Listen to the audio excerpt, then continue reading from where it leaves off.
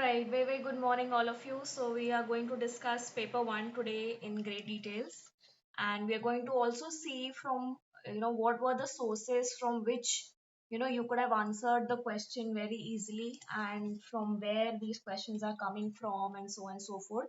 We will also do the analysis of what was the difficulty level this time, and if there's any change in the pattern, the kind of questions that are becoming, and अब आगे हम किस तरीके से अपना preparation जो है we can mold in that direction, or what are the key you could say takeaways we can have so that we can you could say do some value addition in our preparation, right? So I'm simply going to start with the paper first. What was the kind of paper that came this year, and um, again the sources and everything, and then we're going to do a detailed analysis that how do we basically take our preparation forward.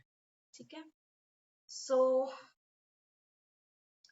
coming to the question paper, I think you guys can also leave in the comment section, though we have already had a discussion on the same, that you could say किस type का paper था, but you guys also can give me few ideas. How did you feel as an aspirant? What was the paper that has come this year, and so on and so forth, and we can take forward. Definitely there was a slight shift, the kind of questions that came up, the kind of terminologies they were using. It gives us a hint कि okay, अब जो हमारी preparation है, जो पहले हम जिस तरीके से कर रहे थे, there has to be a change.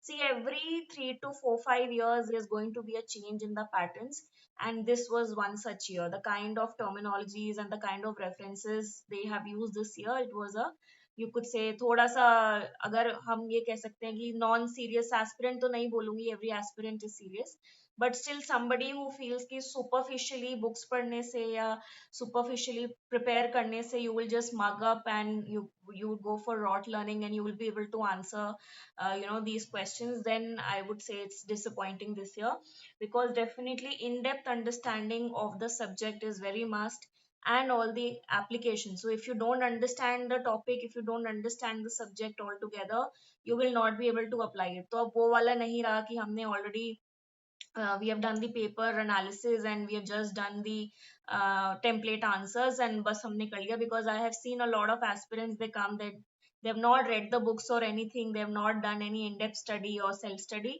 but simply उन्होंने previous year question paper को analysis करके उन्होंने बस template answers बना दिए, and they think that they will be able to you could say get good marks, but this is not the case this year. So definitely they are mostly concerned with what exactly do you really know the applications of psychology in that context. Okay, so let's quickly see the kind of what I've done is for each question I have marked the you could say the source and the you could say the difficulty level that was there, and आप लोग भी जैसे I've given you class notes, I've given you हमने already ये सारी चीजें cover कर ली हैं, so I would be giving you the references कि कौन से चैप्टर में से था, क्या था, etcetera etcetera. So even if let's just say you are not attentive in the class, अगर आप ढंग से एक्चुअली में सेल्फ स्टडी कर रहे हो, आपने बुक्स पढ़ी हैं, तो you will be able to answer majority, मतलब 90% of the questions you will be able to answer, and that's more than enough for UPSC, because आपको सारे तो एनीवे नहीं करने हैं. ठीक है.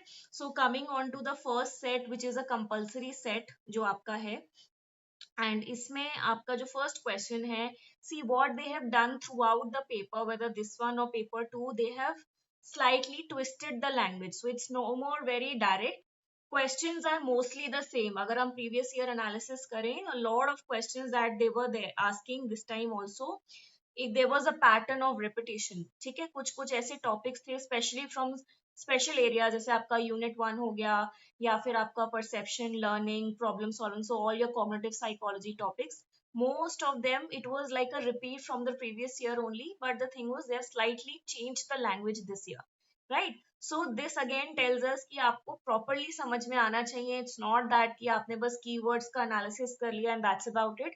You actually need to understand the theories and the thoughts in the school of thoughts very properly, so that you will be able to make sense of the question and understand the demand of the question. ठीक है. So number one, as you can see in the first 10 marker, why did behaviorists avoid the topic of thoughts and knowledge?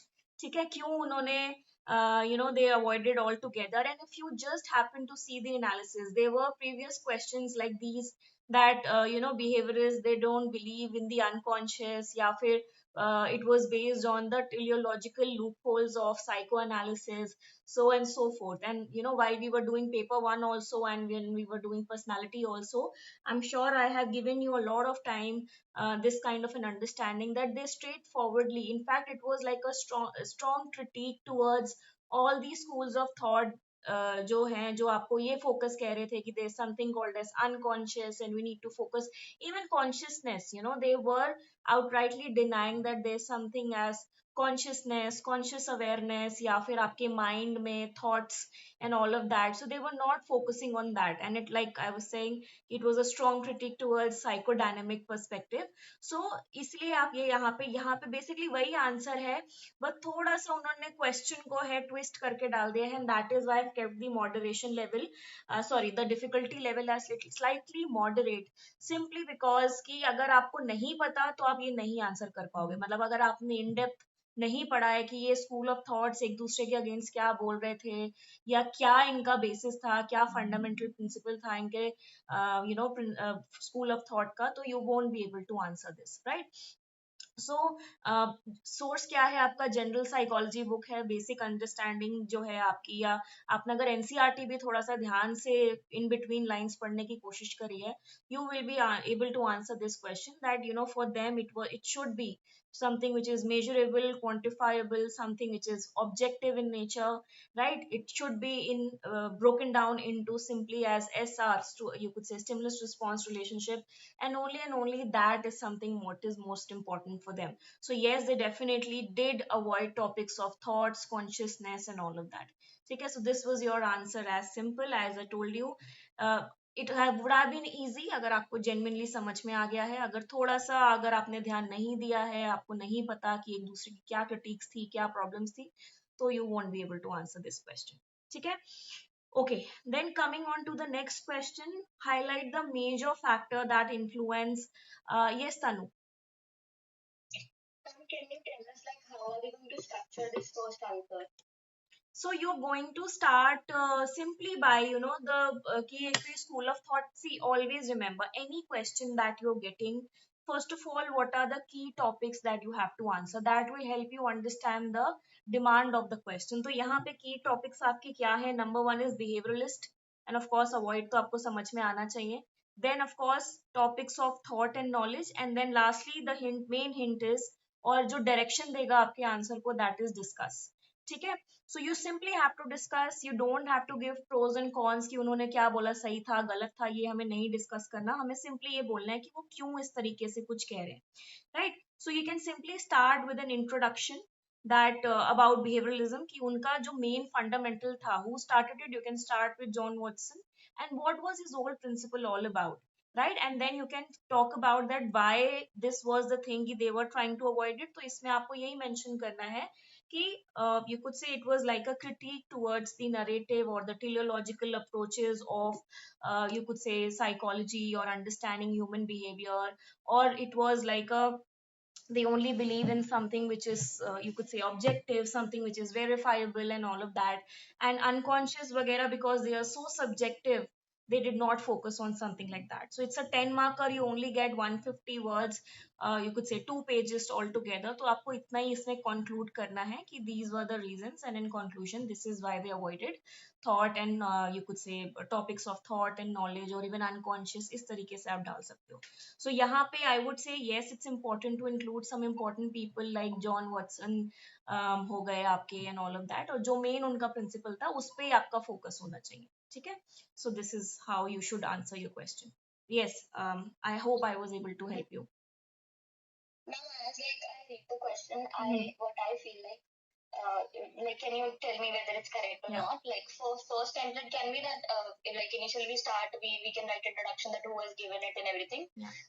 Then we can do is, in first page, we can simply quote their theories and their outcome in the first page, all behaviorists. And in the second one, we can deal with the topic that thought and knowledge, like how it's like they are not using thought and knowledge. Second one can be second template can be that firstly again introduction we have written. Secondly, what we can do in first half, we can say that they have avoided thought as a topic, and then we can quote their theory where it's saying that they are, for example, they are not looking at thought is basically they're not looking at conscious things and measurable. They want things which are measurable. And second page we can have they have avoided knowledge, wherein we can say they have avoided individual differences. So like knowledge we have past experiences, everything. So can that be there? Yeah, so but instead of, I'm just giving a suggestion, instead of going कि एक आपने thought का बनाया एक आपने knowledge का बनाया, you can simply combine thought and knowledge together and you can answer this question that way. ठीक है? Because see, structuring is very important. It should not be very lengthy and all of that because you only get 2 pages. So ऐसा आपका कुछ गलत नहीं है, बस just make sure that you're able to fit everything what they are asking. ठीक है, but हाँ जो मेन प्रोपोनेंट्स हैं किसने दिया, क्या मेन थॉट है, क्या फंडामेंटल रीजन है उनका ये रिजेक्ट करने का, ये आपको हाईलाइट करना है because that exactly is the demand of the question. ठीक है, so this is how you can go about it. Now coming on to the next question, highlight the major factors that influence psychological well-being in Indian setting. Right, so this is like I told you, a lot of time UPSC what they do is they put some Indian connotation for it कि values foster करना Indian setting में कैसे करेंगे. इस time उन्होंने well-being के बारे में बात किया. Now I would say this is an easy to moderate. Easy why? Because if you have done the topics in development chapter में अगर आपने किया है, अगर आप इन जनरल साइकोलॉजी का टॉपिक भी देख रहे हो, स्ट्रेस और हेल्थ का एक चैप्टर आता है उसमें भी अगर आपने पढ़ा हुआ है तो वहां पे भी आपको मिल जाएगा. अगर आपने स्मारक स्वयं भी जब हम देखेंगे पेपर 2 में भी आपका ये टॉपिक डिस्कस होगा इन योर यूनिट नंबर 3, तो वहां पे भी हम हेल्थ एंड वेलबींग का एक टॉपिक देखेंगे. सो this is a topic that is, आप कह सकते हो कि इंटर रिलेटेड भी है या फिर ये चाइल्ड डेवलपमेंट रिलेटेड टॉपिक भी है because psychological wellbeing comes over there. So I would rate this something as easy to moderate. क्यों मैं स्लाइटली मॉडरेट इसलिए डाल दिया है, वैसे तो ये इजी डायरेक्ट क्वेश्चन ही है बिकॉज इंडियन सेटिंग डाल दिया. अब इंडियन सेटिंग में you might have to give Indian examples, so that's the only case over here. Otherwise I think it's a very direct question. Same topics हैं health and wellbeing के कि आपका lifestyle manage करना आना चाहिए, exercise करना आना चाहिए, मेंटल हेल्थ पे ध्यान दीजिए. अब तो नई चीजें भी आप इसमें ऐड कर सकते हैं कि स्क्रीन टाइम कम होना चाहिए. So these are, so basically you have to talk about the major factors that influence. So ऐसे क्या factors हैं जो आपकी health and well-being को influence करते हैं. So you have to give a very comprehensive approach of the same and in examples you can give like an implication kind of a thing small कि ये चीजों के ऊपर हमें ध्यान रखने की जरूरत है. ठीक है. So when we say Indian setting, you simply have to give some Indian connotations that would be necessary. Theories and answers would remain the same. ठीक है, तो सोर्सेज आप देखिए इसमें मल्टीपल हैं. आपकी जनरल साइकोलॉजी की बुक से भी फॉलो हो जाएगा, अगर आपने चाइल्ड डेवलपमेंट बुक करा है उससे भी हो जाएगा. इनफैक्ट स्मारक एंड स्वयं में भी आपका ये टॉपिक आ जाएगा, तो वहां से भी आप ये कवर कर सकते हैं. ठीक है. Okay, then next question, I would rate this as little moderate to difficult simply because they have added a person's name over here. एक model उन्होंने specifically mention करने के लिए बोला है. So the question is, do attribution processes explain the success and failure behavior in social context? Explain this in the light of Wiener's model of attribution. ठीक है. So this is the first part of the question is a direct question. कई बार ये question आ चुका है. What is attribution? क्या attribution हमेशा accurate होती है और क्या उसमें failures भी हो सकते हैं? Is there a special process of how we assign causes to somebody's success and failures? So we have already seen this theory. अब ये what is Wiener's model? So if you remember मैंने class में आपको एक model कराया था stability instability वाला. Right, if you remember कि जब पॉजिटिव आउटकम्स होते हैं तो इंटरनल स्टेबिलिटी हाई होती है और किसी और का होता है तो एक्सटर्नल वाला जो फैक्टर होता है. तो अगर आपको याद हो मैंने क्लास नोट में भी वही दिया था, that was exactly Wiener's model. And this also drives us to the point that I keep emphasising, even तो मैंने भी क्लास में शायद नहीं आपको बताया कि ये वीनर्स का मॉडल है, बट अब हमें इस चीज पे ज्यादा ध्यान देने की जरूरत है. That I keep telling again and again that please remember the names of the people who have given such theories. तो जो भी आप मॉडल कर रहे हैं, कोई थ्योरी कर रहे हैं, whether it is classical conditioning, whether it is operant conditioning, किसी की भी XYZ थ्योरी है, quote them and remember them, put them in your notes along with the year, because this time UPSC has definitely twisted this thing. अब वो indirectly नहीं पूछ रहे हैं या सिर्फ थ्योरीज में नहीं पूछ रहे हैं, आपसे नाम के साथ पूछ रहे हैं. तो अगर नाम ही नहीं पता, जैसे हमने एट्रीब्यूशन में केलीज की थ्योरी भी करी है, हमने एक दो थ्योरी और भी करी है, या जैसे मैंने फेस्टिंजर बोल दिया. So you need to remember Festinger has given cognitive dissonance theory, right? Which year it came. So I always tell my students that remember the name, please do citations, please write the years. That will fetch you better marks. And this year something like this has happened, not once but twice and thrice. ठीक है? So this is simply that if you just follow the notes, मतलब अगर आप books भी ना करें, notes में भी आप देखोगे तो you will be able to answer this question.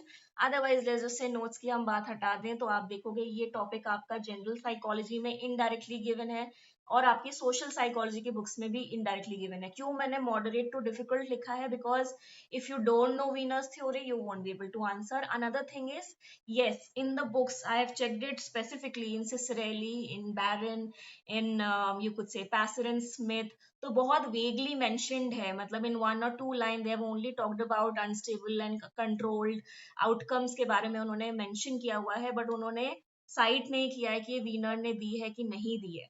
ठीक है? So this kind of becomes your added task if something like this comes up in your notes, and of course doing the previous year analysis you might want to add up these kind of information. It is also there in social psychology books because attribution is a social psychology concept. Yes, Tanu, you were saying something.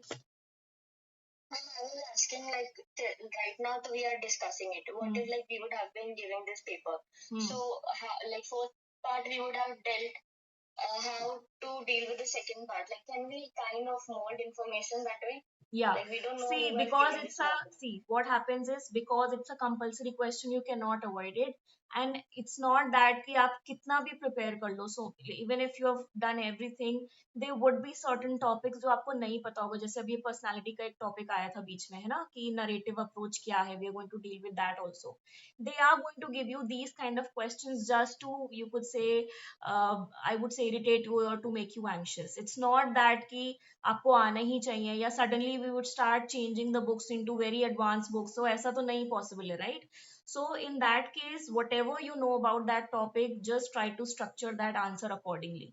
तो आपको first half तो पता ही है इसका, तो make sure that you very properly answering the first half. और अगर आपको थोड़ा सा भी कुछ vague idea है attribution वगैरह के बारे में, second half में कुछ भी अगर आप चलो नहीं भी सुना है तो try to give a you could say the best what you can write in it. Don't try to give anything wrong, कुछ और उसमें extra मत add करना, कोई गलत information मत add करना. अगर आ रहा है तो properly जितना आता है उतना ही structure करना जरूरी है. ठीक है?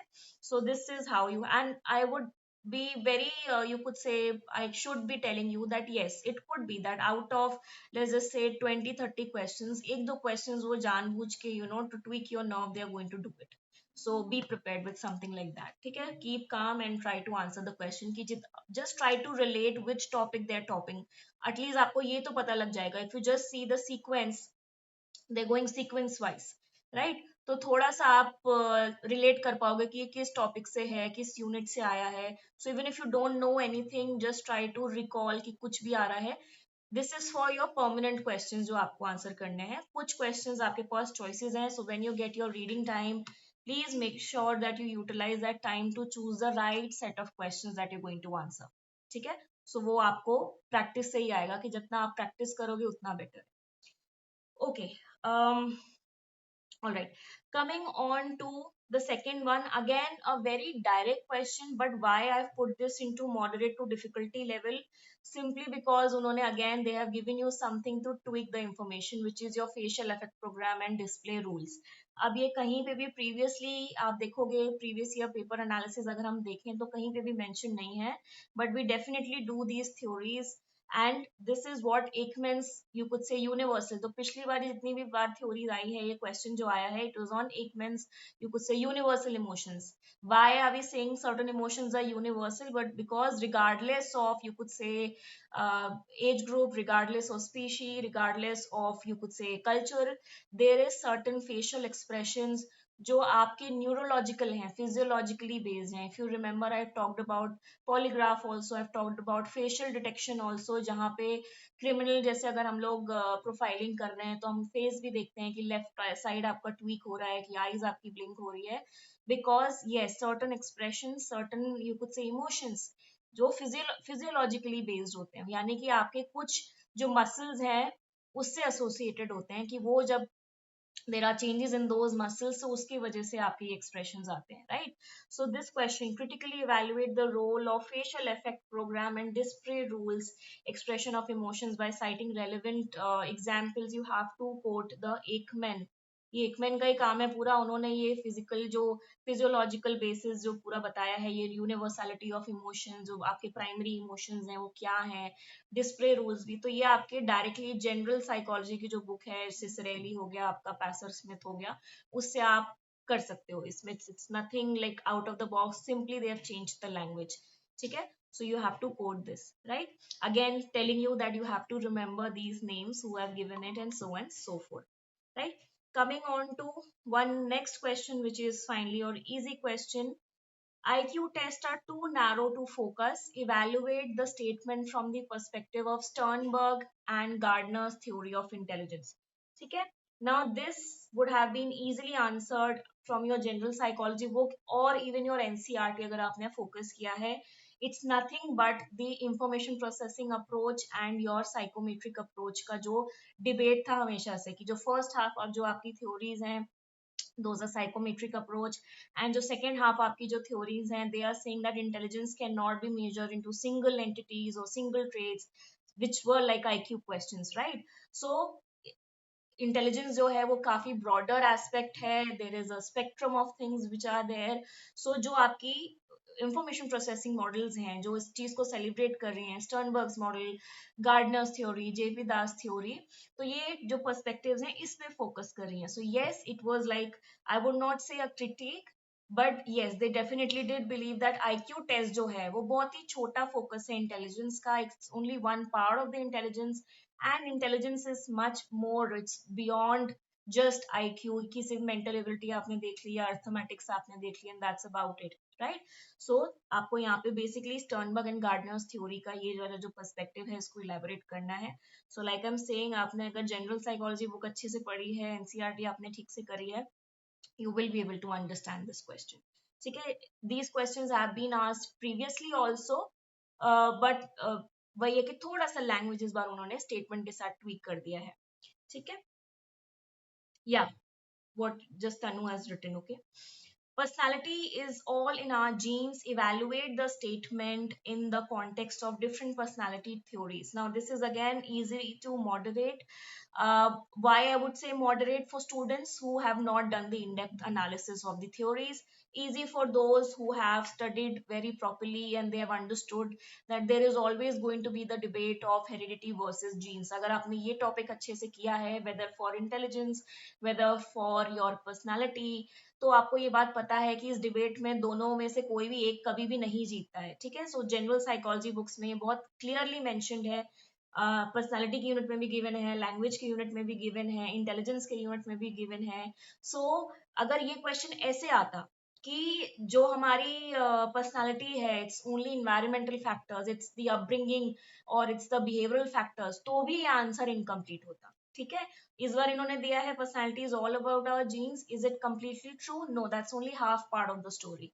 So it's both heredity versus your environment, or you could say genes and environment, तो दोनों ही चीजें बहुत इंपॉर्टेंट है, आपके जीन्स भी प्लस आपके कॉन्टेक्स्ट भी।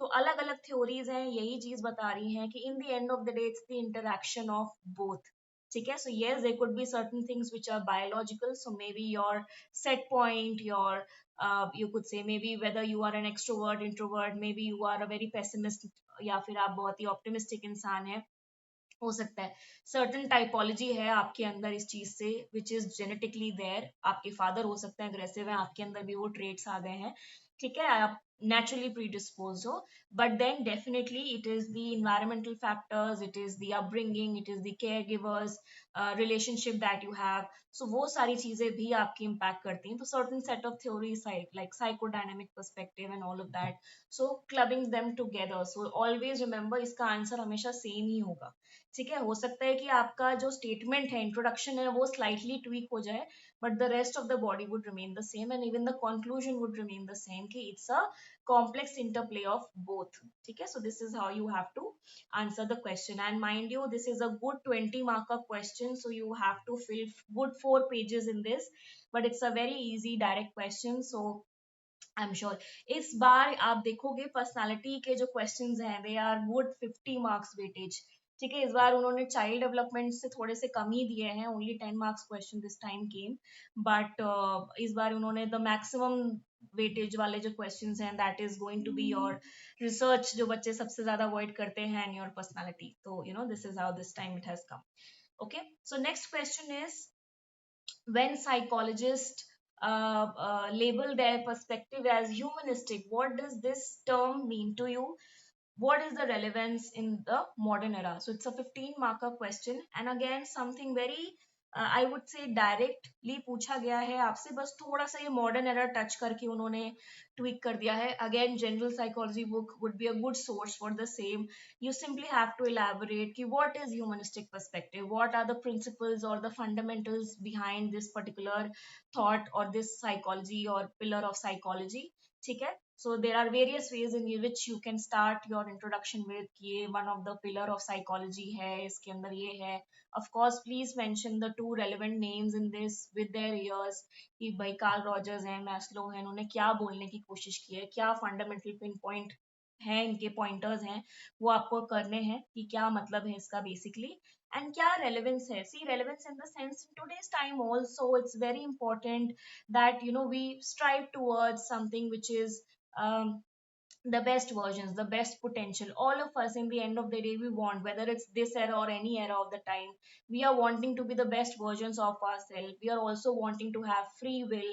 Yes, you can talk about startup, you can slightly connect this with the organization sector, because जो आपका ह्यूमनिस्टिक का जो पूरा पर्सपेक्टिव है, जो मैस्लो की हायरार्की है, आप उसको यहाँ पे ढाल सकते हो कि कैसे आज के ऑर्गेनाइजेशन में ये कितना इंपॉर्टेंट है. We definitely use something like this, that even in today's time, that we are actually moving towards our actualization, we want to do something. And otherwise also we are wanting to practicing our free will, है ना. हम free will चाहते हैं, कोई भी नहीं चाहता कि कोई आपकी फ्री विल आपसे छीन ले. आपका जो रियल सेल्फ है वो बाहर आना चाहिए, वो आपको सेलिब्रेट करना चाहिए. सो you can give in this context कि आप इस तरीके से मॉडर्न एरा में भी आज की ये थ्योरी जो है, ऐसा नहीं है कि रिडंडेंट है या बहुत सिंपल है तो हम यूज नहीं कर सकते. We can use it anywhere of the time. So this is how you have to talk about this. You can give any examples that you feel, मतलब accurate examples. any example का मतलब ये है. So yes, you can talk about organization like she has said. startup culture के बारे में आप बात कर सकते हैं. ठीक है. setting boundaries could be one thing that जैसे for example, what exactly Rogers is saying कि जो आपका real self है, जब वो आपके आइडियल सेल्फ से दूर होने लगता है, जब there is a lot of discriminancy, then that you start to feel lot of problems, right? And then when you get so many conditional aspects in your life, there's a lot of judgment, तो आप अपने जो real self है उसको नहीं touch कर पाते हो, and that is the root cause of all the problems when you have existential or humanistic crisis in your life, right? So even existentialism, ये जो आपकी existential crisis आती है again in your 40s, that you're not doing something that you love, right? So again, you can give these kind of relevant examples. I would kind of rate this as easy to moderate if you are able to understand the whole concept of humanistic perspective, just not on papers कि आपने read कर लिया कि Maslow and Rogers ने ये दिया था, but actually understanding what the school of thought is saying. I'm sure you will be able to pull off this answer as well. ठीक है.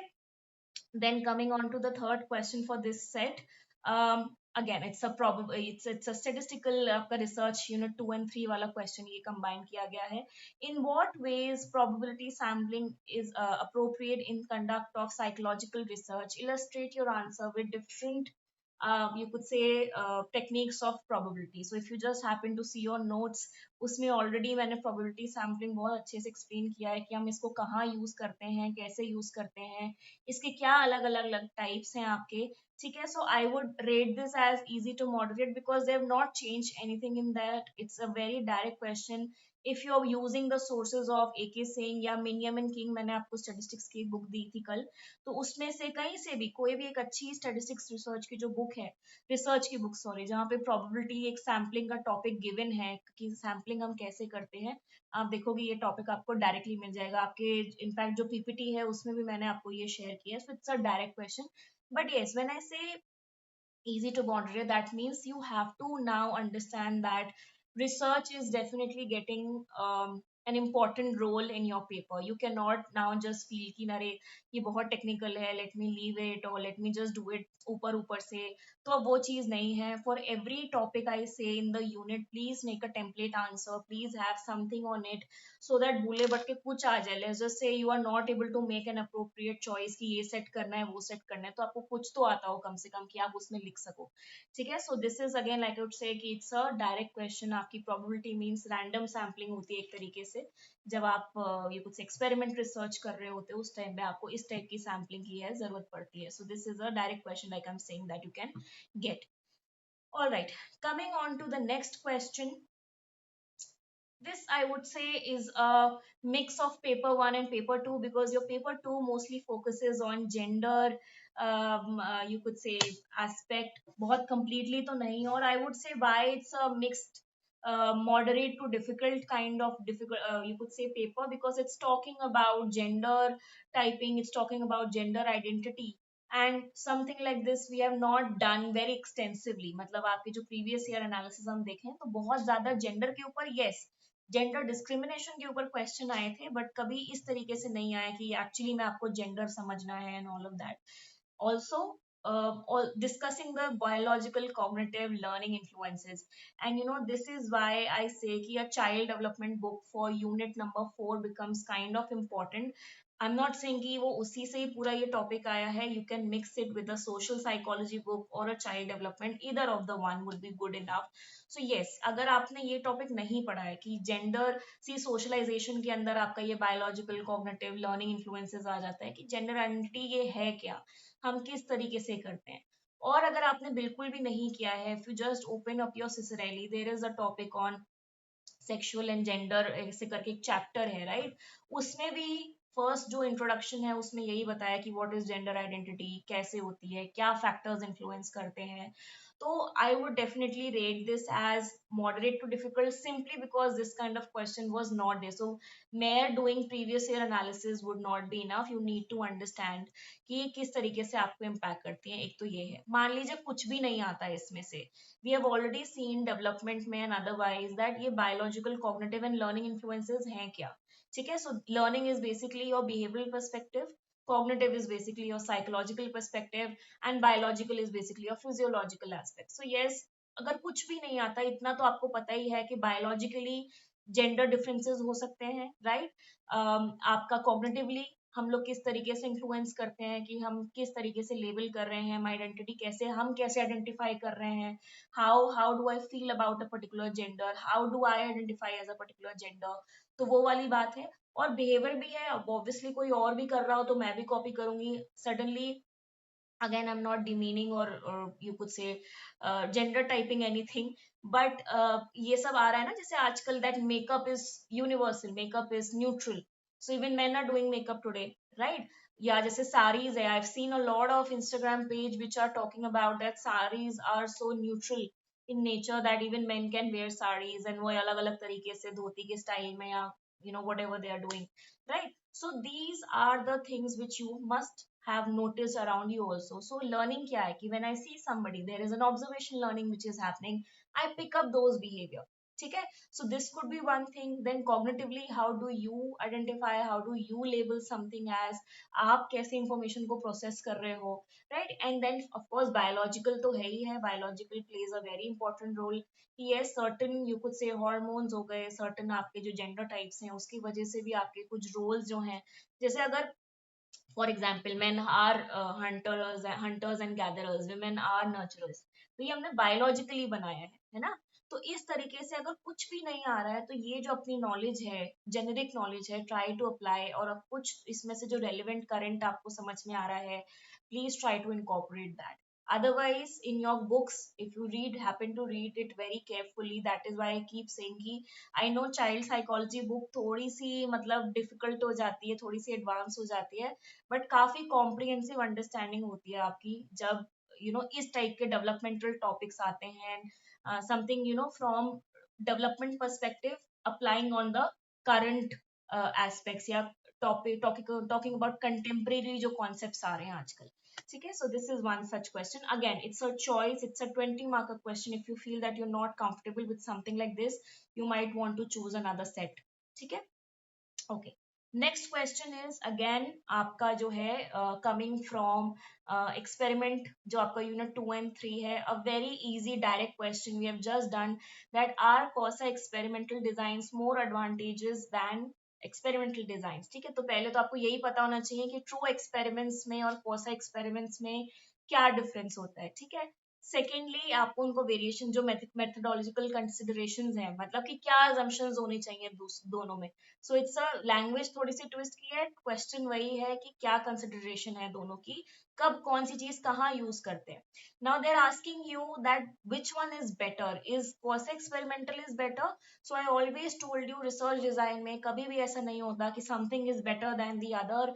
It's purely dependent on the kind of psychological query that you have, the kind of question that you are dealing with, किस type की आप study कर रहे हो उस पर डिपेंड करता है कि कौन सा मेथड आप चूज करोगे। यस, कॉन्टेक्स्ट ड्रिवन, कॉन्टेक्स्ट भी हम वर्ड नहीं यूज करेंगे, थोड़ा सा टेक्निकल जाएंगे बिकॉज स्टेटिस्टिक्स है, तो बोलेंगे जो रिसर्च प्रॉब्लम है, जो साइकोलॉजिकल इंक्वायरी रिसर्चर करना चाहता है, उस पर डिपेंड होता है कि आपका रिसर्च डिजाइन किस तरीके का होगा। So if your study is something to do with a special kind of sampling, तो आप कौन से एक्सपेरिमेंट्स के लिए जाओगे। I was just seeing a case study, finish करके केस स्टडी था, तो उनका बेसिकली देवर, आपने बुक्स में भी देखा होगा ये वाला केस स्टडी, कि उनके ना सर में फर्स्ट ही चैप्टर में रहता है हमेशा, सिसरेली के चैप्टर में आपने साइड्स में देखा होगा, देयर इज अ स्कल जिसमें रॉड चली गई है सर में।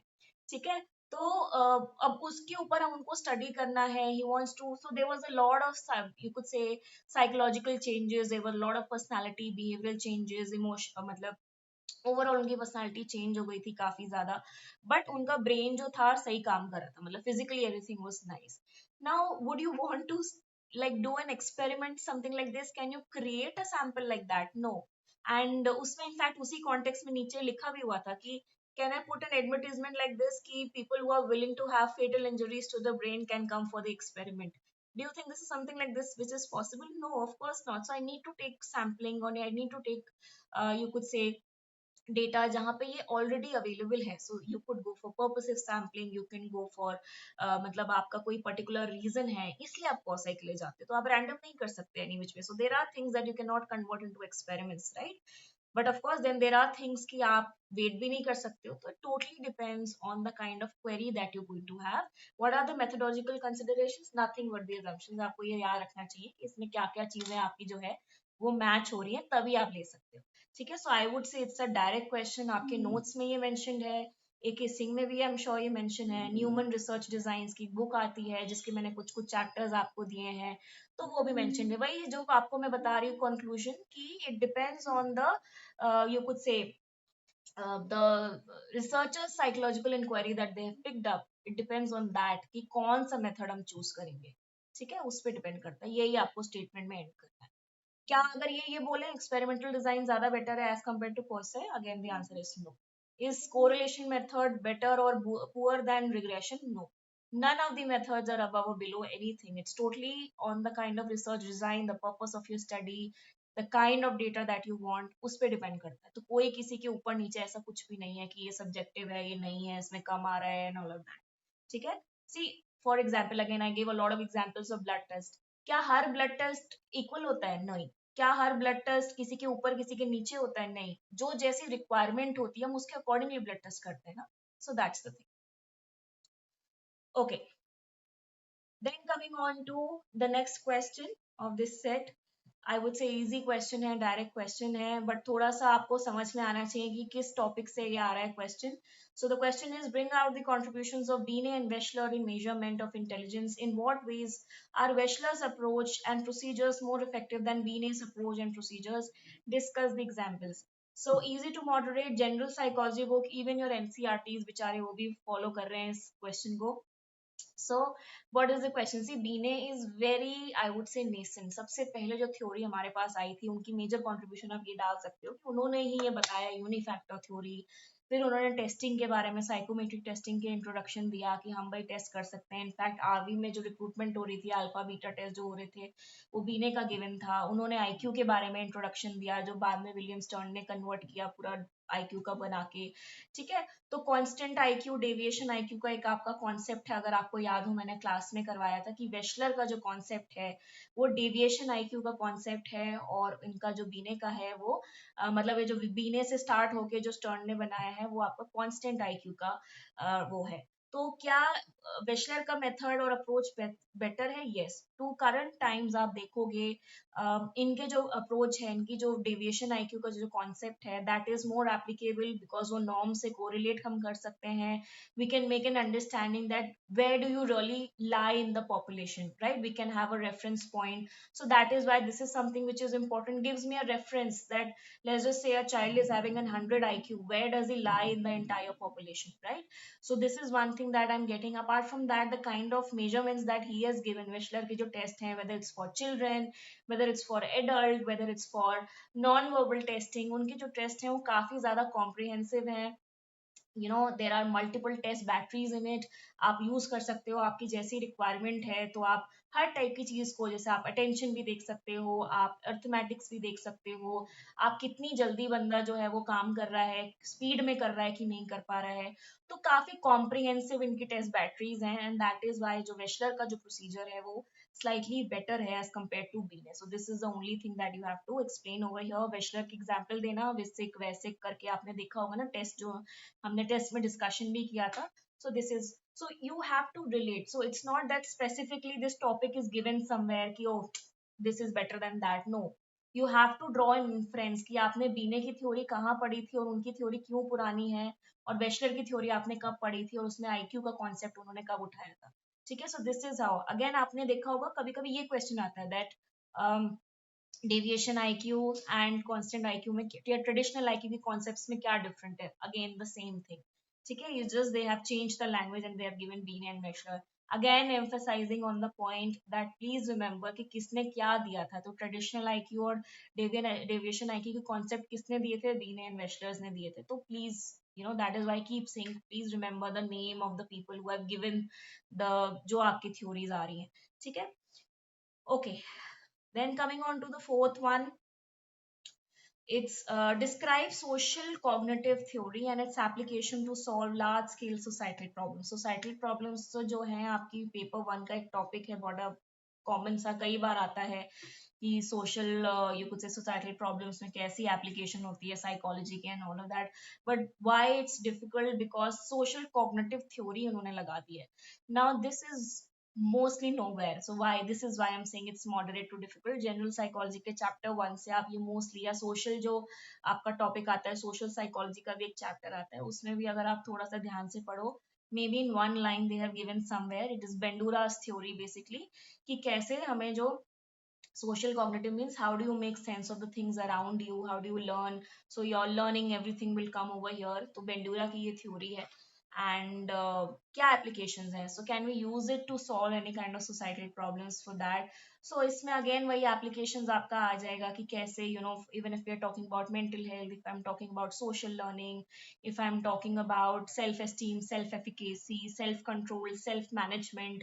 तो ये हमारी सोसाइटल प्रॉब्लम्स क्या है? ये सब तो प्रॉब्लम्स हैं that we are not able to manage our self, we are not able to, या अगर हमें कोई चीज हम लर्न कर रहे हैं तो अच्छी चीज लर्न करनी चाहिए, राइट? मेंटल हेल्थ पे अगर हम फोकस कर रहे हैं तो maybe we can create something like that कि बाकी भी सोशल लर्न करके हमसे करें. What are the some other things? For example prosocial behaviour, altruistic जो बिहेवियर है वो हमें इनकरेज करना है, बेटर करना है. ठीक है. Operational theory, which one?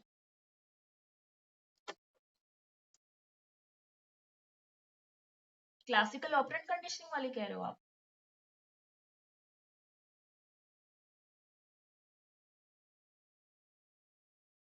Observation, it comes under all of this. So basically Bandura's perspective is kind of, it's like an umbrella term, social cognitive theory.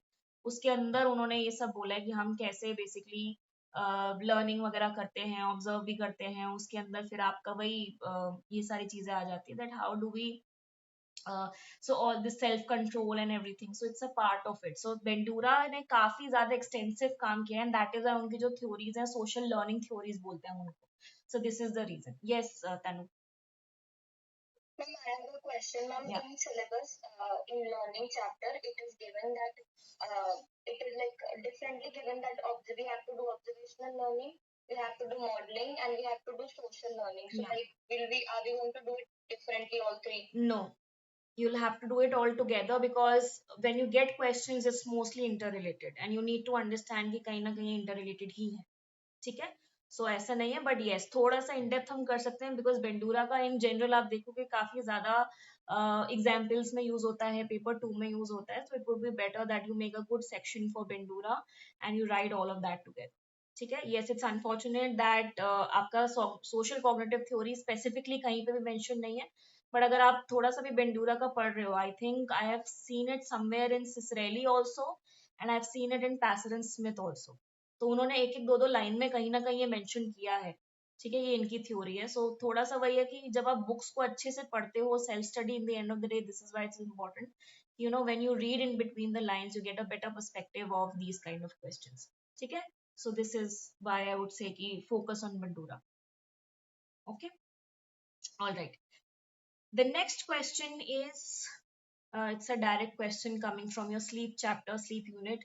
Your altered state of mind. Meditation alters consciousness. Discuss this by explaining meditation and consciousness along with relevant examples, research examples. Okay, I have not yet taken meditation as a topic, but if you remember, right in the introduction when we were starting with altered state of mind or altered state of consciousness, I discussed कि सिर्फ एक ही नहीं होती है जो आपकी जब consciously awake होते हो, but they can be different states. So it could be hypnotic state, it could be dreaming, it could be sleeping, it could be कि आपको induce किया है hypnotism से, and of course it could be meditation. So yes, through meditation also you can achieve an altered state of mind, जो आप कहते हैं ना bliss moment, nirvana moment, जो समाधि जैसे हम कहते हैं. There are different stages of, you could say, meditation, and जो last stage है आपका समाधि है. आप इसमें लिख सकते हो, हिंदी में मत लिखना, बट उसको इंग्लिश में कन्वर्ट करके देवनागरी स्क्रिप्ट में लिखना समाधि है.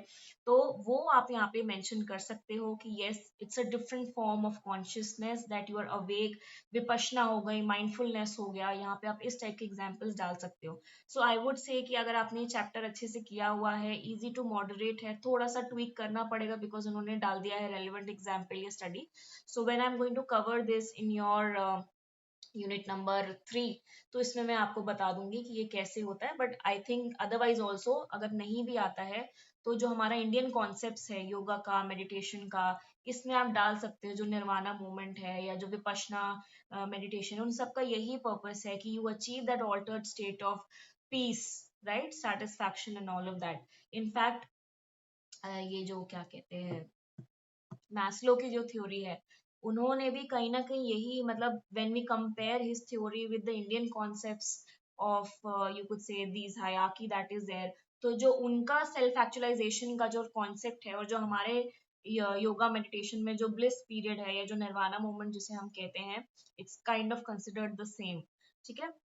So this is, you can mentioned over here. Okay, the next question, I would say it's kind of moderate.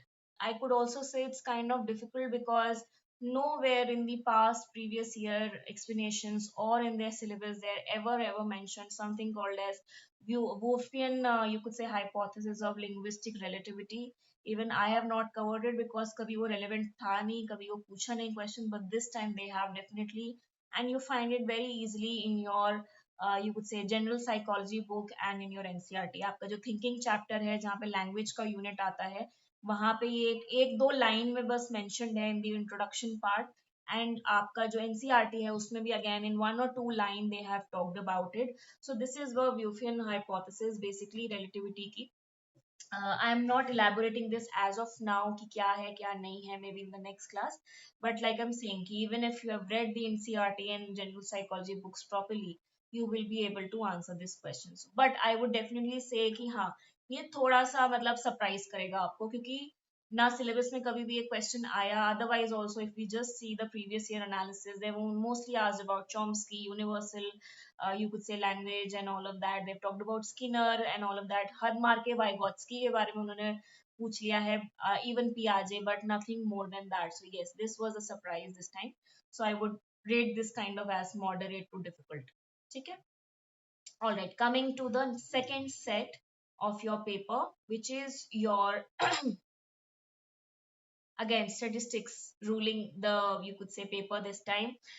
This is a moderate difficulty level moderate. भाई मैंने क्यों इनको स्टेटिस्टिक्स को मॉडरेट क्यों डाला है, बिकॉज अगर आपने स्टैट्स ध्यान से नहीं करी, आपने रिसर्च ध्यान से नहीं किया है, आपने फोकस नहीं किया ये सोचिए कि अरे हम बाद में कर लेंगे, हम देख लेंगे, तो it's going to be difficult for you. ठीक है, अदरवाइज अगर आपने पढ़ा है, आपको पता है कि हर एक जो ये टॉपिक इन्होंने दिया है, correlation and all of that, इनके क्या फीचर्स हैं, इनके क्या assumptions हैं, इनके क्या यूजेस हैं, you will be able to answer this question. So again, Newman or AK Singh would be a good source for this. The question is, do correlational studies contribute in understanding cause and effect relationship in human behavior? Discuss. So what is this? Basically, you need to understand that no, it does not tell you causation. I've already told you a number of time, correlational studies से आपको causation नहीं पता लगती है, cause effect नहीं पता लगता है, सिर्फ आपको ये पता लगता है डायरेक्शन क्या है और कितना स्ट्रॉन्ग या वीक कोरिलेशन है, right? If you remember we have done that कि आपको कभी भी ये नहीं पता लगेगा कि x is causing y और y is causing x, so that is what exactly causation. So you have to just answer that. So no, they do not, right? You just have to tell that, they can tell you कि कितना strong कितना week है, या correlation है भी कि नहीं, exist कर भी रही है कि नहीं कर रही है, बस इतना ही बताना है आपको. So you know it's a direct question that is है. Okay, next is how, sorry, explain how psychological and cultural factors impact perception. I think it's a very easy, very direct question coming from general psychology book or your NCRT also.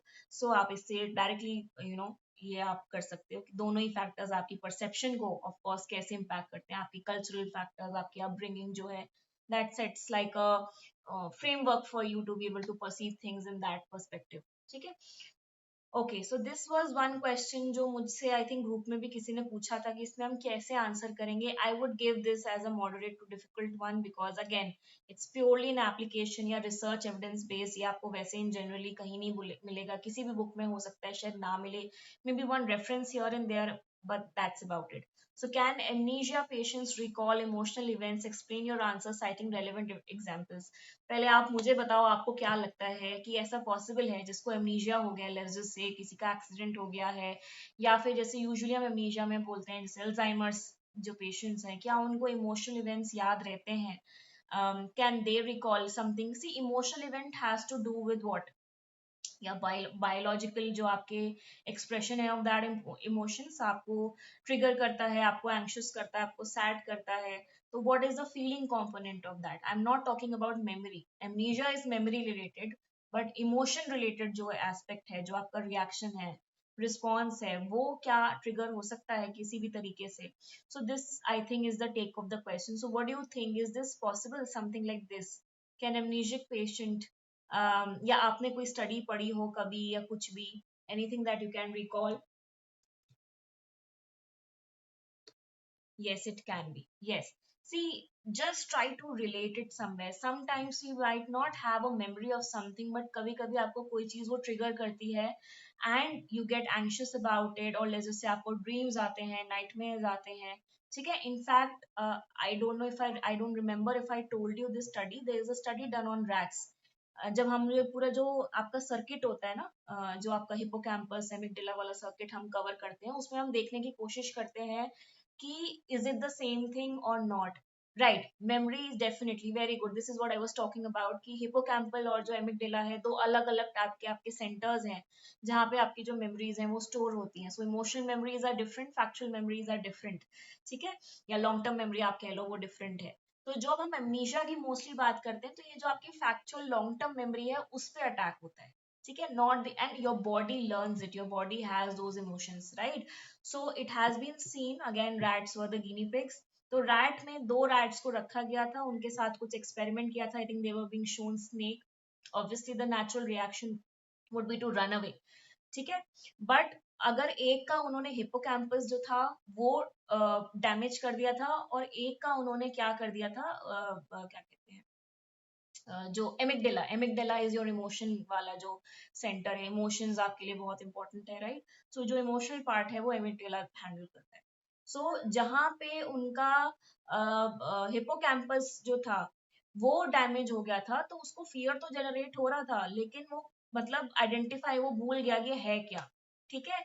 और जहां पे जो दूसरी चीज थी, जो जहां पे आपका एमिगडाला जो था वो डैमेज कर दिया था, उसमें देखा गया कि वो स्नेक है सामने, बट वो उसको कोई इमोशंस ही नहीं आ रहे, वो भाग ही नहीं रहा है, उसको कोई डर नहीं लग रहा है. तो जो इमोशनल इवेंट है वो भी याद रखना बहुत जरूरी है, ठीक है। So yes, this gives us an hint कि there is a different circuit for emotional understanding. Of course in the end of the day सारी चीजें एक साथ ही काम करती हैं, ऐसा नहीं है कि एक इंडिपेंडेंट काम कर रहा है एक अलग काम कर रहा है, ऐसा नहीं है। But yes, if it is something, it has been seen in a lot of patients. In fact, आपका जो एक आपने केस स्टडी देखी होगी ना, HM करके केस स्टडी लिखी रहती है आपके बुक्स में, इसीलिए मैंने ये जनरल साइकोलॉजी का बुक लिखा हुआ है यहाँ पे। तो उनका बेसिकली जो है long term memory I think वो डैमेज हो गया था, एंड उनको प्रॉब्लम हो रहा था, मतलब ही was an amnesic patient. But जब और अगर हम फर्दर देखें उनकी स्टडी के बारे में, तो उसमें देखा था कि उनको कुछ कुछ इमोशनल रिएक्शंस हो रहे थे कभी कभी, उनको नाइटमेयर्स आ रहे थे, या उनको कभी कभी वो फीलिंग आ रही थी। इवन आप पीटीएसडी का यहाँ पे रिमेम्बर एग्जाम्पल डाल सकते हो, post traumatic stress disorder. It could be कि the person has repressed those memory, भूल चुके हैं बिल्कुल उसके बारे में, या there is dissociative amnesia, but उनके इमोशनल ट्रिगर्स हैं, ठीक है। आप मे बी उनको through sleep, through dreams they are able to, या समथिंग सिमिलर हैपेंस तो वो ट्रिगर हो जाते हैं, वो एंग्शियस हो जाते हैं। So again I am not saying कि it's a very easy question, अगर आपको नहीं अंडरस्टैंडिंग है तो आप नहीं कर पाओगे।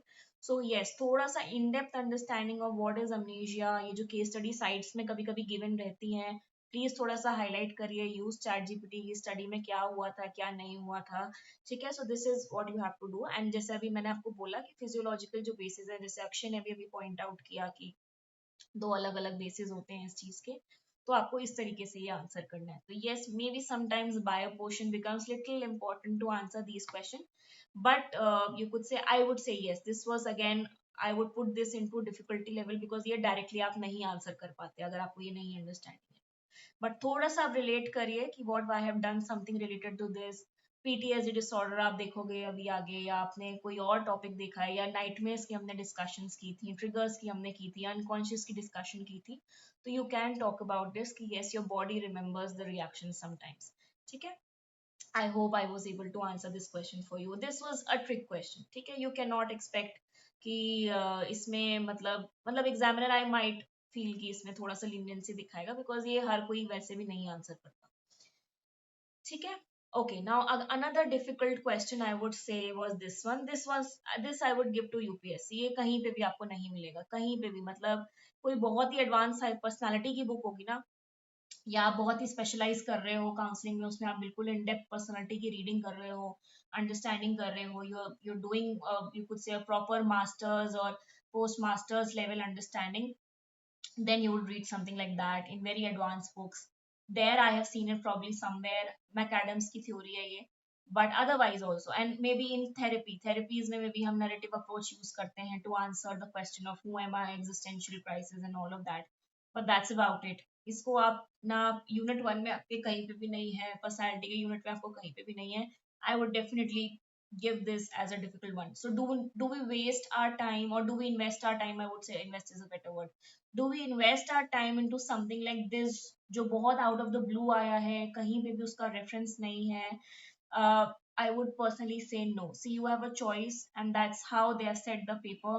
Please make sure that if you know, very good. But कभी कभी एक क्वेश्चन तो वो ऐसा देंगे ही देंगे जो डिफिकल्ट होगा to answer, and it's difficult for most. ऐसा नहीं है कि सिर्फ आपके लिए ही है या आपने नहीं किया, it's difficult for most of the people, right?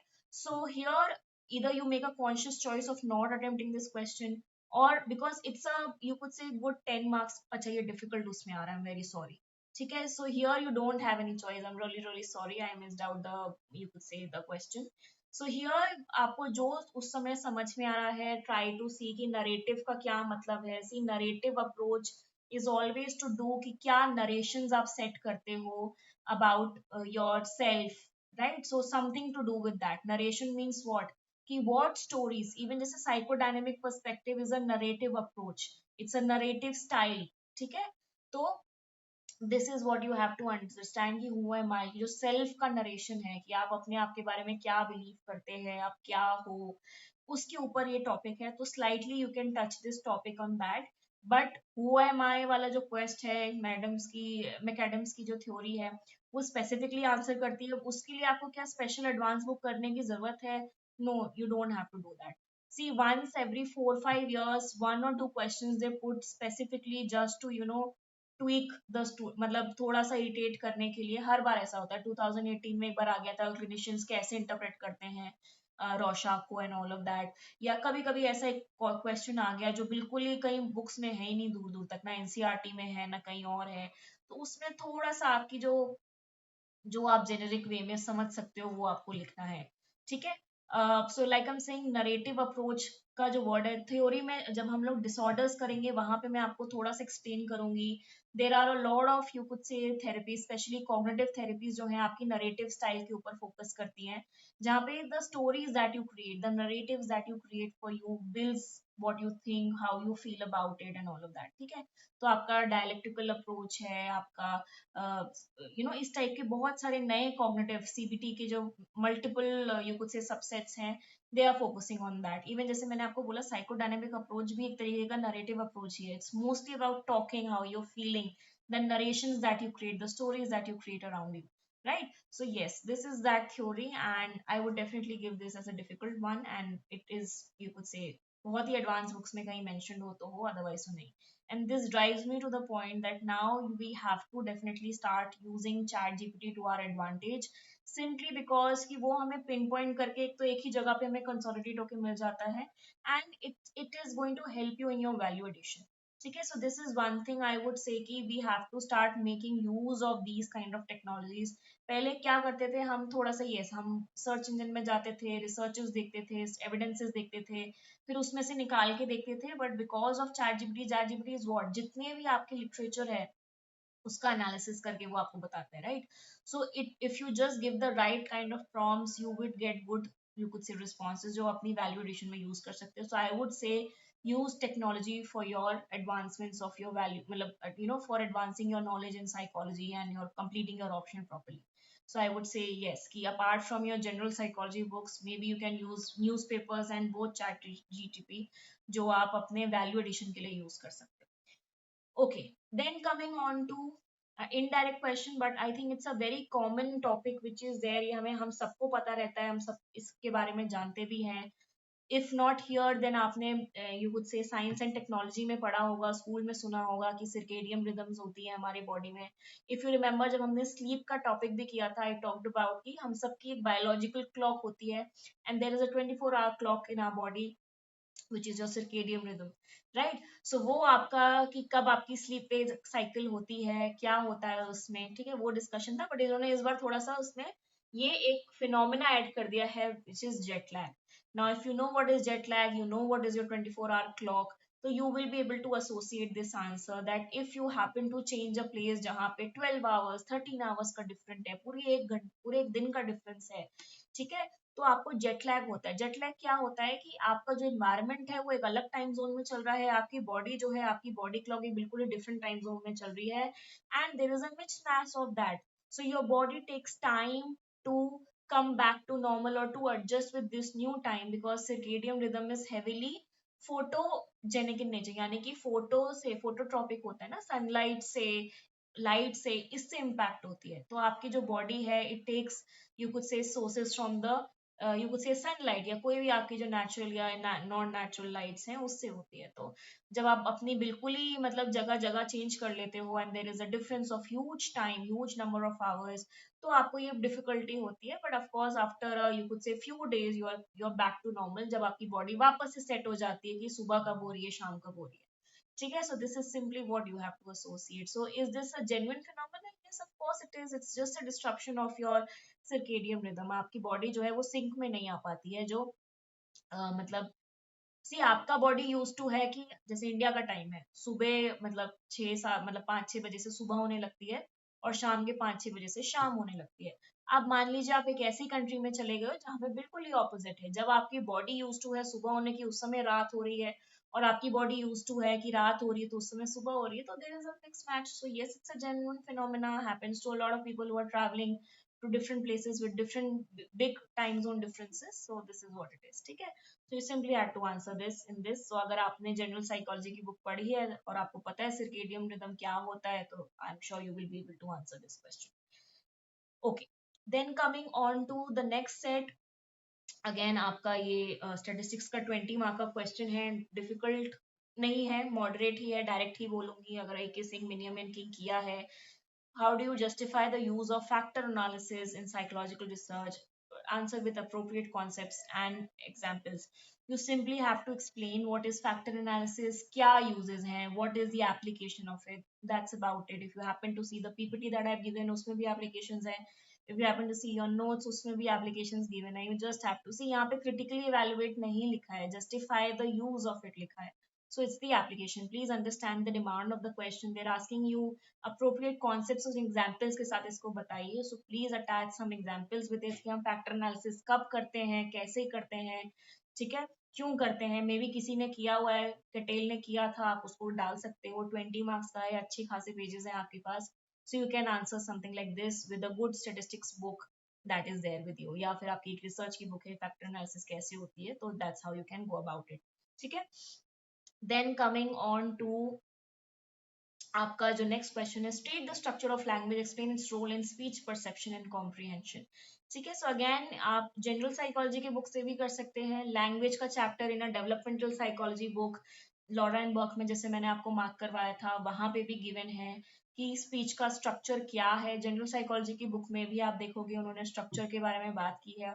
और स्पीच परसेप्शन कैसे है, सी ऑफ कोर्स किस लैंग्वेज किस लेक्सिकन की बात हो रही है उसी से आपका परसेप्शन भी होता है. Sometimes there is a technical jargon, sometimes there is a special dialect, local dialects होते हैं, उसके वर्ड्स हमें नहीं समझ में आते हैं.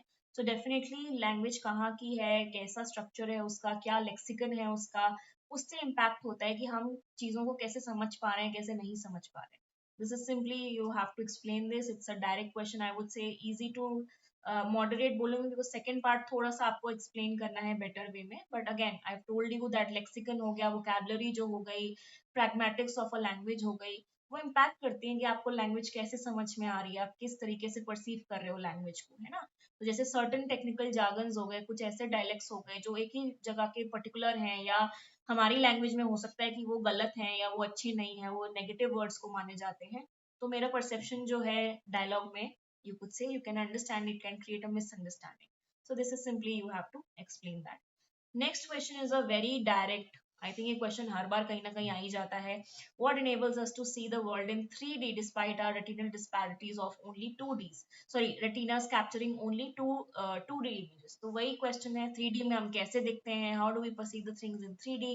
हमारे पास 2D imaging की टेक्नोलॉजी, हम 3D में कैसे देखते हैं, explain. So general psychology book or your NCRT, very direct questions, you will be able to answer this question. 15 marks wo, it should be in your pocket. Then coming on to second last set, motivation is a complex process and cannot be explained by a single approach. Of course, you have to evaluate this statement with the help of arousal, drive, expectancy theory, citing relevant examples. So यहाँ पे make sure that you're using in your notes. I've given you all the theories. If not in your general psychology book and even your NCRTs, these important theories are being written, it's already there. So you need to understand arousal drive का जो एक आपका पूरा diagram है वो आप बना सकते हो. यहाँ पे 20 मार्क्स का क्वेश्चन है ये. So again we cannot pinpoint कि एक ही चीज है. We cannot say कि only drive is causing it. We cannot say only arousal that is causing it. There could be certain expectancies also. हो सकता है कि आपकी मनी रिलेटेड एक्सपेक्टेंसी है या कोई भी एक्सपेक्टेंसी थ्योरी जो है आपकी ना, जितना आप एक्सपेक्ट कर रहे हो, जितना आप इनपुट डाल रहे हो उतना ही मुझे मिल रहा है वापस. तो कुछ कुछ थ्योरी है, एक्सपेक्टेंसी थ्योरीज हैं, आप यहाँ पे उसको डाल सकते हो. And you have to just simply evaluate, मतलब ये जो बोल रहे हैं वही बताना है कि वो सही बोल रहे हैं, गलत नहीं बोल रहे हैं इसमें, एंड विद एग्जाम्पल्स. ठीक है. So I would rate this as something easy. आपकी जो मोटिवेशन थ्योरी है डायरेक्ट क्वेश्चन है, एंड थ्योरीज भी कोई ऐसे उन्होंने अलग से नहीं पूछी है. अगर आपने करी हुई है जनरल साइकोलॉजी से या फिर आपने ऑर्गेनाइजेशन में जो थ्योरीज पढ़ी है वहां पे भी आपकी ये थ्योरीज होती है. So you can talk about it over here. ठीक है. Okay. Then this question again थोड़ा सा मैं ये बोलूंगी कि इजी तो है, बट अगर आपने लैंग्वेज ठीक से नहीं पढ़ी है, या कभी कभी I will give you one tip. मान लीजिए कोई वर्ड नहीं समझ में आ रहा है, unless it's a technical word, ठीक है, obviously then it's a different thing.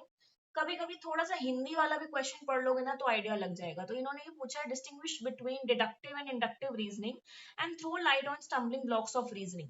Reasoning क्या है? First of all, reasoning is a problem solving ability. जब हम प्रॉब्लम सॉल्विंग करते हैं तो हम उसमें अलग अलग टाइप की रीजनिंग यूज करते हैं, चाहे वो डिडक्टिव हो, इंडक्टिव हो. So you have to distinguish between the two. Now they have given stumbling blocks of reasoning सुनने में तो ऐसा लग रहा है कि पता नहीं कोई ऐसी फिनोमिना है and all of that may be on the face of it, जिन्होंने नहीं पढ़ा है ठीक से। But if you just happen to see the question, यहाँ पे मिट गया है, मतलब यहाँ पे ब्लॉक हो गया है, बट इसमें लिखा है कि आपकी रीजनिंग में क्या ब्लॉक्स आ सकती हैं, क्या ऑब्स्टेकल्स आ सकती हैं, क्या बाधाएं आ सकती हैं, तो you simply have to write problems in reasoning. If you remember I told you there is a template answer for this, कि आपका जब मेंटल ब्लॉक सेट हो जाता है, ठीक है, आपको मेंटल ब्लॉक होता है, या फिर आपका यू कुड से माइंड सेट हो गया, आपका परसेप्शन एक तरीके का है, आपकी पास्ट लर्निंग पास्ट एक्सपीरियंस है, आपकी कुछ कॉग्निटिव बाइसेस क्रिएट हो जाती है, टेम्पलेट मैंने आपको बताया हुआ है। तो आप इसको जब इसमें डालोगे तो you just simply have to answer that, because see reasoning is a subtopic of problem solving, right? So this is how you had to answer this question. I would say कि yes, mere only reading the books just for the sake of it कि मैंने read कर लिया है, वो नहीं होना चाहिए। एक्चुअली में समझ भी आना चाहिए कि जो आप पढ़ रहे हो कैसे ये टॉपिक से रिलेट हो रहा है, और कैसे ये आपको इम्पैक्ट कर रहा है, रीजनिंग किस चीज का टॉपिक है, कहाँ हम कर रहे हैं इसको यूज, क्या एप्लीकेशन है रीजनिंग की। I am sure you will be able to. Yes, reasoning as a topic is a very small topic, उसमें 2 ही लाइन होती है कि डिडक्टिव रीजनिंग इंडक्टिव रीजनिंग क्या होती है। बट अगर आपको ये बात पता है कि रीजनिंग जो है प्रॉब्लम सॉल्विंग एबिलिटी में आती है, उसके अंदर आपकी प्रॉब्लम्स होती हैं, so this is have what you have to answer in this. So this is why I have given easy but difficult for those who do not understand this language. ठीक है, तो ये काफी कॉमन क्वेश्चन है, बस इन्होंने language ही change किया हुआ है, that's it. This is an easy direct question again from your general psychology book. Reward and punishment sometimes fail to effectively change behavior. ठीक है, वी ऑलरेडी नो दैट। अगर ये क्वेश्चन ऐसे आता कि पनिशमेंट से हम 100% बिहेवियर चेंज कर सकते हैं, no, we know that it's not possible. ठीक है, सो कभी कभी बिहेवियर जो है जरूरी नहीं है। So and this is also kind of an understanding that behavioural theories are not always accurate, right? So दोनों को ही यूज करके, ऐसा नहीं है कि इवन रिवॉर्ड्स आप कंसिस्टेंटली दे रहे हो, हर समय दे रहे हो, फिर उसकी भी वैल्यू कम हो जाती है, पनिशमेंट की भी जो इम्पैक्ट है वो खत्म हो जाती है, या बच्चा और एग्रेसिव हो जाता है और नेगेटिव इसका इम्पैक्ट हो जाता है। तो you just simply have to explain this with relevant examples, कि अगर जब रिवॉर्ड्स की भी बात करते हैं, अगर मैं पॉजिटिव नेगेटिव रीइंफोर्समेंट्स की भी बात करती हूँ, it should not be continuous. Remember, continuous and partial हमने किया था, इंटरमिटेंट या कॉन्टिन्यूस रीइंफोर्समेंट कौन सा बेटर होता है, इंटरवल वाला ज्यादा बेटर होता है या इंटरमिटेंट वाला ज्यादा बेटर होता है, क्यों? Because there is an expectation, अब आएगा तो let me improve my performance. But जहां पे कंसिस्टेंट होने लगता है, वहां पे भी परफॉर्मेंस जो है वो कम हो जाती है, या फिर quality of your behaviour becomes down. Punishment भी तो we all know, very quick, but उतनी ही जल्दी जो इसका इम्पैक्ट है वो आप देखोगे कि कम होने लगता है, बच्चे और ढीठ हो जाते हैं, या इसका इम्पैक्ट नहीं होता, या डर खत्म हो जाता है, बच्चे और एग्रेसिव हो जाते हैं। It could be a classic example of कैसे हम लोग पनिशमेंट्स ये दिखाते हैं कि this is a acceptable violence जो हम कर सकते हैं, है ना? तो ये प्रॉब्लम्स हैं इसके साथ। तो you have to an understanding of ये जो बिहेवियरल जो थेरेपीज हैं इनके क्या। Yes, delays in government office, very, मतलब ठीक है, आप लिख सकते हो कि आप की क्वालिटी परफॉर्मेंस जो है वो कैसे डिफरेंशिएट हो जाती है इसकी वजह से, एंड कि स्कूल में क्यों प्रॉब्लम, क्यों कॉर्पोरल पनिशमेंट्स बना कर दिए गए हैं। एंड आपको ये इन जनरल भी आपको जैसे अगर ये बात पता है कि बिहेवियरल पर्सपेक्टिव की थ्योरीज में क्या क्या लिमिटेशंस थी इनकी थ्योरी की, तो आप ये मतलब बेसिकली ऑपरेंट कंडीशनिंग का टॉपिक है। अगर आपको पता है कि स्किनर की जो प्रॉब्लम, जो थ्योरी की प्रॉब्लम्स थी, if you will be able to answer that, I'm sure you will be able to pull off this question. So it was a direct easy question. You simply had to have an understanding of what is operant conditioning and what are the problems with it. Okay. All right, so last set of questions. Why do human beings form attitudes and prejudices? Discuss the role of psychological factors in bringing the change in them and in present Indo-social cultural programs. So I would say easy to moderate. Again, sources would be either your general psychology books में भी जो social psychology का topic है, जो attitude का जो chapter है, उसी के अंदर prejudice वगैरह भी आ जाती है आपकी। Otherwise social psychology के topic में भी जब हम paper 2 भी देखेंगे, या फिर हम सोशल साइकोलॉजी की बुक भी आप देखोगे, तो भी बेसिकली एटीट्यूड, प्रेजुडिस, डिस्क्रिमिनेशन, ये सारा जो टॉपिक है ये आपका सोशल साइकोलॉजी का टॉपिक है। ठीक है, जब हम ग्रुप में बात करते हैं प्रेजुडिस वगैरह, उसका टॉपिक है ये। ठीक है, तो ये आपको पता होना चाहिए कि हम एटीट्यूड कैसे फॉर्म करते हैं, और प्रेजुडिस भी सेम तरीके से जैसे एटीट्यूड फॉर्म होता है प्रेजुडिस फॉर्म होती है. Of course it could be we have learn the behaviour, we have seen the behaviour happening, हमारे फैमिली में सिखा रहे हैं, ठीक है, हमने we are being exposed by something like this. So वही टॉपिक होंगे ना जो आपको मैंने पीपीटी में भी करा रखे हैं. So this is a direct answer. Now they discuss the role of psycho social factors in bringing a change in them. So yes, same factor जिस तरीके से फॉर्म होता है या उसी तरीके से आप चेंज भी कर सकते हो. इंडियन सोशल कल्चर में अगर मैं प्रेजुडिस की बात करती हूँ, अगर मैं स्टीरियोटाइप्स की बात करती हूँ, डिस्क्रिमिनेशन की बात करती हूँ, specifically casteism, racism, ethnicity related जो प्रॉब्लम्स हैं उसको हम कैसे ठीक कर सकते हैं. सेम. सो classical conditioning, operant conditioning, observational learning, यही कुछ मैकेनिज्म्स हैं कि जिससे बनते भी हैं एक तरीके से और उसी तरीके से हम इनको चेंज भी कर सकते हैं.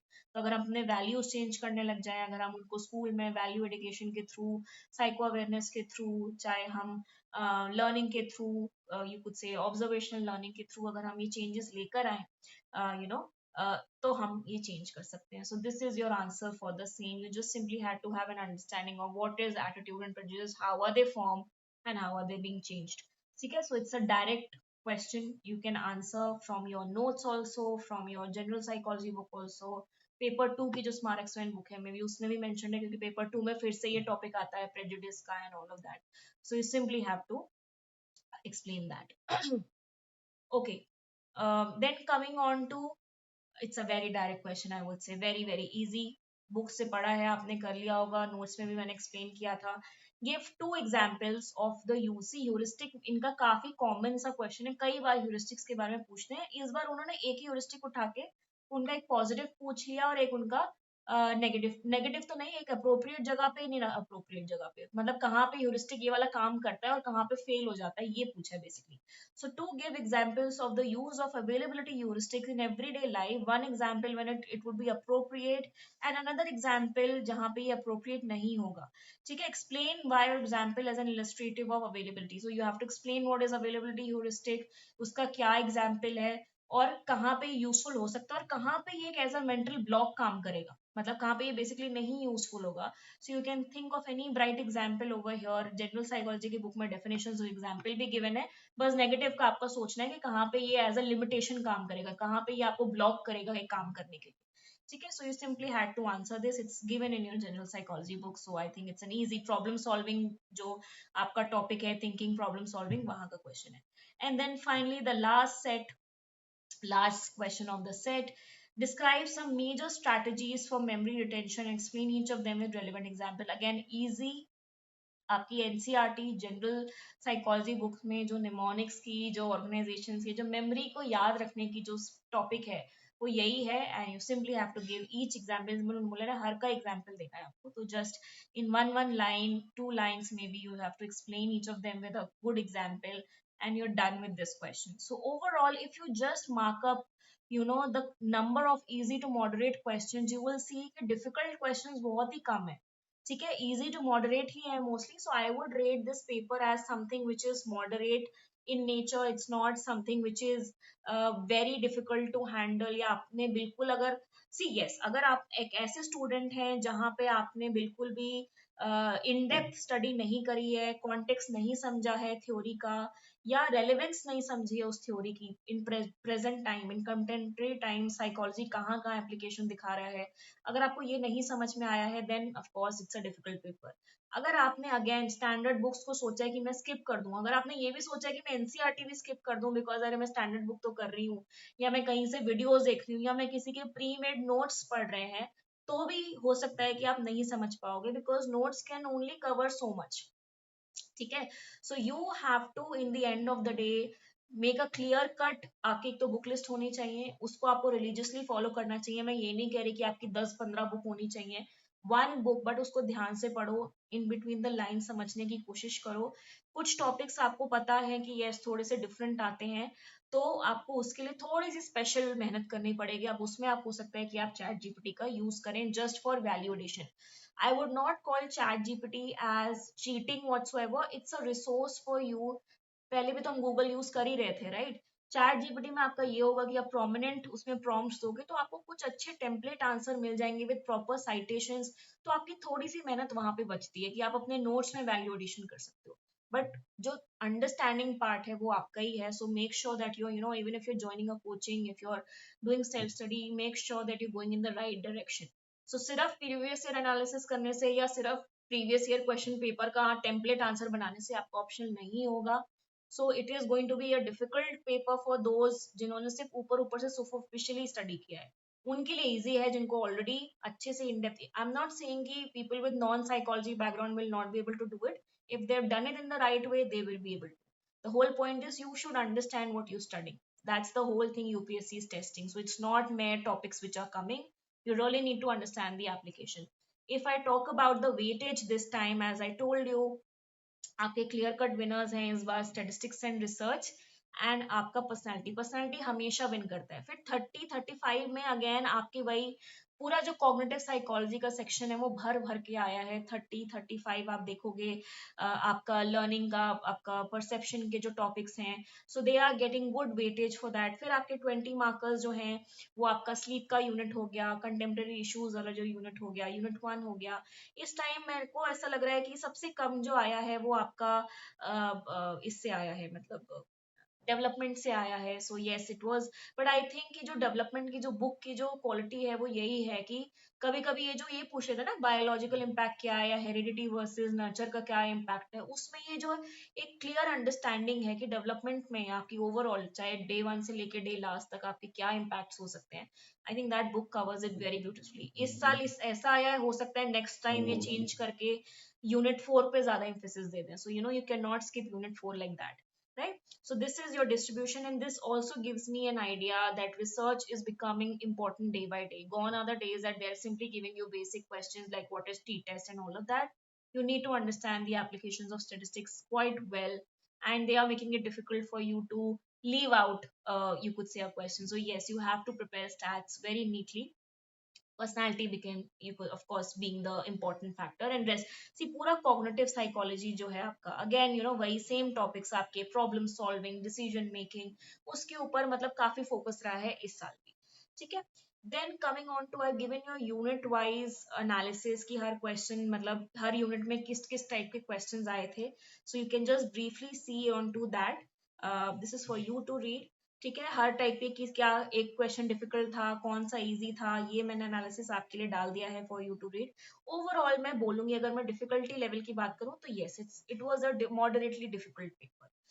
I would not say it was very easy. While most of the questions were direct, easy, or easy to moderate, yes, they were in the end of the day little challenging because they required in-depth, you could say, जो है understanding आपका कि आपको समझ में आना चाहिए कि क्या थ्योरी है, कहाँ यूज हो रही है, कहाँ अप्लाई हो सकती है, कॉन्सेप्ट्स क्या है.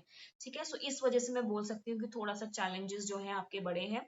Then important takeaways, proper focus of conceptual understanding. Just not कि बुक में गिवन है, सिलेबस है, let me just rote learn it, it won't help you. ठीक है. कॉन्सेप्चुअल बेस आपके क्लियर होने चाहिए. So that is one thing that you need to work on. Then ऐसा नहीं कि बस वो ना पढ़ लिया या रीड कर लिया या लर्न कर लिया ये टॉपिक, ऐसा नहीं होना चाहिए. समझ में आना चाहिए कि बात क्या हो रही है. फिर आपका जो है answer writing of course is very important. It could be कि आपने पूरी इन डेप्थ एनालिसिस करी है, सब पढ़ा हुआ है, अगर आपने प्रैक्टिसिंग नहीं किया है सो इट्स टोटल वेस्ट. आपने चाहे जितने पैसे खर्च करके ऑप्शनल किया हो या सेल्फ स्टडी किया हो, if you don't know how to produce good answers, if you're not able to articulate your thoughts, if you're not able to understand the language of the questions, the demand of the question and answer accordingly, आप नहीं कर पाओगे and then you're going to fail in the test. ठीक है. So you have to practice, you have, and it's answer writing practice is not about your knowledge, it is also about are you understanding the questions, are you able to manage your pace, are you able to write neatly. A lot of students they write very pathetically और उसकी वजह से उनके marks कटते हैं. ठीक है. Sometimes students they give silly silly mistakes, वो भी मार्क्स काटती है. ठीक है. ऐसा नहीं है कि सिर्फ कुछ भी लिख दिया तो आपका हो जाएगा. ठीक है. So writing skills are very important. Are you able to manage your time, you don't have a lot of time, 7-8 minutes for each question. So you have to manage your time with set to choose all of that. So you know ये skills भी हैं कि आप manage कैसे कर रहे हो, how are you keeping your cool and all of that. So answer writing is more of that rather than only your knowledge. ठीक है. Then of course can we say कि क्या प्रीवियस ईयर क्वेश्चन अब बिल्कुल ही redundant हो गए हैं? नहीं, आपने कहीं खुद ही देखा कि अब बहुत सारे क्वेश्चंस उन्हीं टॉपिक में से रिपीट आए हैं, बस लैंग्वेज थोड़ा सा ट्विस्ट कर दिया है। ठीक है, सो ये वाले इसमें जो चीजें हैं, मार्क डिस्ट्रीब्यूशन वगैरह आप पढ़ लीजिए। जो हेविली यूनिट्स है मैंने आपको बोला, पर्सनालिटी के हैं, रिसर्च एंड स्टेटिस्टिक्स हैं, लर्निंग वगैरह, ये कुछ हैवी यूनिट्स हैं। सबसे जो लीस्ट इस बार आया है, इस बार इसलिए बोल रही हूँ कि इस बार उन्होंने आपको ये बोला है कि कम आ रहे, इसका मतलब ये नहीं कि इस टाइम आप फोकस नहीं करोगे। नेक्स्ट ईयर हो सकता है वो बैलेंस आउट करके 20-30 कर दें इसको, या पूरा पेपर ही बैलेंस हो जाए। तो ऐसा नहीं है कि बिल्कुल ही आपको स्किप करना है। Always remember UPSC plays with these. जहां आपको लगेगा कि आपको पैटर्न समझ में आ गया, वो पैटर्न चेंज कर देंगे। तो be very careful with that, right. Then specific questions थे इस बार, which again gives me an idea, which again tells me कि आपको समझना है जो बुक्स में आपकी गिवन है, जो थ्योरीज आपकी गिवन है, understand what why how when, relevant examples, क्या रीजन था, ये स्टडी क्या हुई है, क्या नहीं हुई है, etcetera etcetera. More of you could से एप्लीकेशन बेस्ड क्वेश्चन, जैसे आपका ये कॉग्निटिव थ्योरी का जो क्वेश्चन आ गया था। सो मोर अंडरस्टैंडिंग, कॉन्सेप्ट भी समझो, अप्लाइड भी करो उसको कि कहाँ का एप्लीकेशन हो रही है। ठीक है, so these were the kind of questions. Again, yes, contrasting questions हमेशा से इनका फेवरेट पैटर्न रहा है। ये थ्योरी उससे कैसे बेटर है, ये कॉन्सेप्ट उससे कैसे बेटर है, जैसे स्टर्नबर्ग एंड वेशलर के ऊपर जो आपका क्वेश्चन आया था। So again being the same interdisciplinary approach, जैसे सर्केडियन रिदम आ गया, आइडेंटिटी वगैरह आपने थोड़ा सा हो सकता है कि उसमें भी पढ़ा होगा, सोशल के टॉपिक्स में भी पढ़ा होगा थोड़ा सा, राइट। या फिर आपका जैसे सर्केडियन रिदम आपका यू कुछ साइंस एंड टेक्नोलॉजी में भी समझा होगा। तो यस, इस तरीके से क्वेश्चन आ सकते हैं। एंड कंटेम्प्रेरी टाइम्स में क्या रेलेवेंस है psychology, so meditation, jet lag, today's times, आपको मॉडर्न कोई प्रॉब्लम सॉल्व करनी है, solving problems of prejudice and all of that, so we know that these kind of questions are important. So this drives me to the point that what exactly are your important sources? If they remain the same, the only thing that I've changed over here is chat gpt, how we can actually use it for our benefit. ठीक है, so yes, ncrt 11 and 12 again they are important, you should not skip them, because कुछ चीजें अगर आपने कुछ भी नहीं करा और ncrt करी तो भी हो जाएगा।